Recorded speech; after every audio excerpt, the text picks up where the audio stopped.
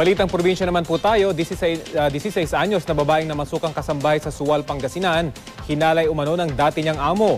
Sa Binmali naman, lalaking napanggap na pare at nangolekta pa umano ng pera mula sa mga residente, arestado. Balitang hatid ni Lay Alves. Navideohan pa ang pagbibinyag ng parang ito sa isang sanggol sa loob ng isang bahay sa Binmali, Pangasinan. Yun pala ang nagpakilalang aglipayan priest na si Ferdinand Suarez, peke raw. Naghinala raw ang mga residente nang mapansing iba ang estilo nito sa pagmimisa. Imbes na sa simbahan, bumagsak siya ngayon sa kulungan. Naharap siya sa kasong estafa ng mangolekta ng mahigit 1,000 piso mula sa mga residente. Pero giit ni Suarez, taong 2003 pa lang ay isa na siyang pari. Pero nang i-check ng GMA News sa Aglipayan Church sa Pangasinan, wala raw silang pari na Ferdinand Suarez. Sa Suwal, Pangasinan, isang dalagitang 16 anyos ang nagreklamong ginahasa umano ng dati niyang amo.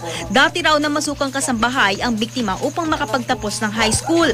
Pero di raw niya akalaing pagsasamantalan siya ng kanyang amo. Kasalukuyang iniimbestigahan ng mga pulis ang kanyang mga paratang. Nagkayupi-yupi ang SUV na ito nang araruhin ang isang bahay sa Talisay, Cebu.